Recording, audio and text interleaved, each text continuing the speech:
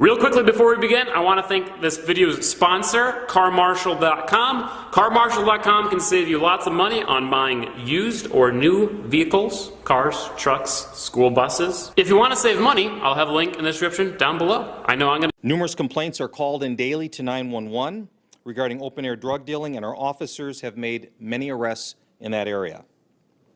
We are focused on a legal and professional process in how we carry out our public safety actions. The result of those efforts have also created an outcome of some members of our community who have been arrested for small amounts of marijuana. And another result is that a disproportionate number of those arrestees are African American. The number of particularly African American males who feel at a time that their only choice to survive and provide for themselves by selling drugs is something that deeply concerns me as a chief and as a citizen. I never want the MPD to contribute to a sense of hopelessness to our community. The MPD has recently changed our protocols on how we will address some of our public safety details, specifically as they relate to individuals selling small amounts of marijuana. Mayor Fry has directed me as chief, we will discontinue specific low-level marijuana enforcement, and I agree with the mayor's decision. The MPD wishes to be a partner with our community stakeholders in these efforts that reduce the number of African American males entering our criminal justice system and seek other potential alternatives ranging from treatment, counseling, and diversion. The goal here is to keep our city safe, but the goal is we also want to contribute to the hope that so many in our community, and especially our African American males, are not experiencing at this time.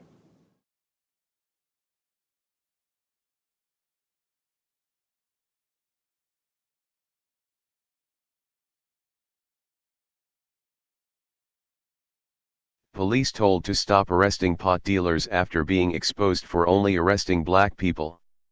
After the public defender discovered that the Minneapolis Police Department arrested nearly all black people for selling pot, the mayor demanding police stop arresting people for selling marijuana. By Matt Agarist, June 8, 2018. Minneapolis, Minnesota. As jails fill up, families get torn apart, and otherwise entirely innocent people have their lives ruined by the state, politicians, and even police are finally coming to terms with the immoral nature of arresting and caging people for possessing a plant. The libertine function of the war on drugs has become so glaring that a police department in Minnesota just announced that they will stop arresting low-level pot dealers. This week, the Minneapolis Police Department abruptly brought to a halt the practice of targeting small-time marijuana dealers. This pro-freedom move was announced after the department was caught arresting nearly all black people. As the Star Tribune reports, in a series of rushed announcements Thursday, authorities said that police would no longer conduct sting operations targeting low-level marijuana sales, and charges against 47 people arrested in the first 5 months of 2018 would be dismissed. This move comes as Hennepin County's chief public defender exposed a blatant example of racial profiling after he noticed that 46 of the 47 people arrested for selling this highly beneficial plant were black. Mayor Jacob Frey was then notified and contacted Chief Medaria Arredondo to demand he stop the stings. I believe strongly that marijuana should be a lowest-level enforcement priority and that it should be fully legalized at the state level, Frey said in a statement Thursday. The fact that racial disparities are so common nationwide in the enforcement of marijuana laws is one of the reasons I support full legalization. Indeed, one need only look at the rate at which black and brown people are prosecuted for the exact same crimes as their white counterparts to see this glaring disparity. The war on drugs is racist. Politicians are finally beginning to realize the problem the drug war presents to minorities as they find themselves victims to far more police brutality and harsher penalties in regards to drug enforcement despite using at the same rate as whites. Congressman Ron Paul has been saying this for decades. Black people are tried and imprisoned disproportionately. They suffer the consequence of the death penalty disproportionately. Rich white people don't get the death penalty very often. And most of these are victimless crimes. Sometimes people can use drugs and get arrested 3 times and never committed a violent act and they can go to prison for life.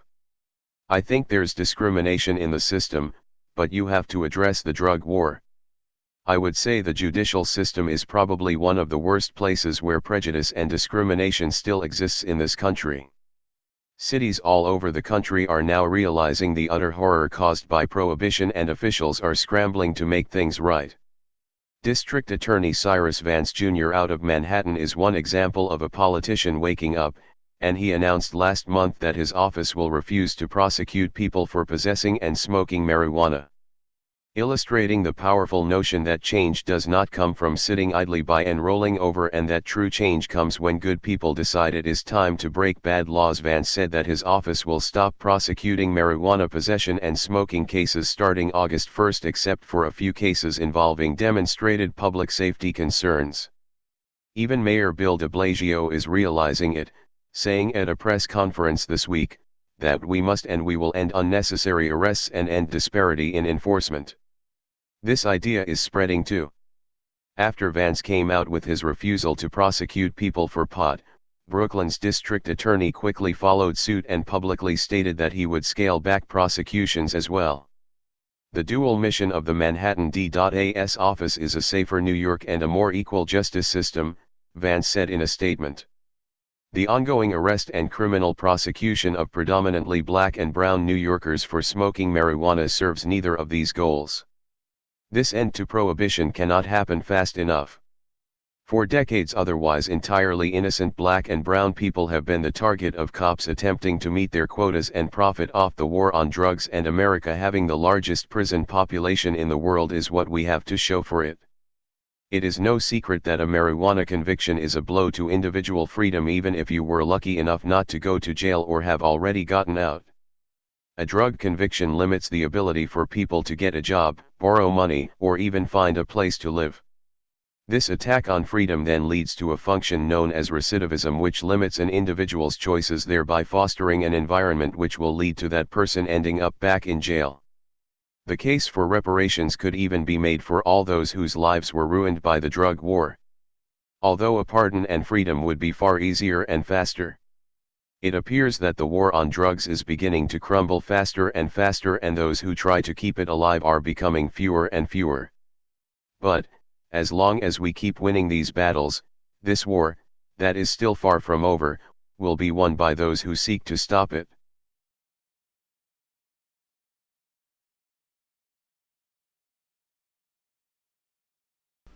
Hey Charlotte County, this is Charlotte County Copwatch, and I just wanted you to know that I am using this stuff under fair use, and also remember to like and subscribe this channel. Also too, keep in mind I do not make any money on YouTube. This is 5 hours work a day, fighting for freedom. And you can donate with PayPal and Patreon. I just want you to think about this. If everybody gives to PayPal and Patreon, Patreon is every month. Actually, PayPal you can do every month. I have 12,000 subscribers. If everybody gives, I can quit my regular job and go full-time investigations on Charlotte County, and possibly even more and beyond. So just keep that in mind. If everybody helps out, I can go full-time doing this. Thanks.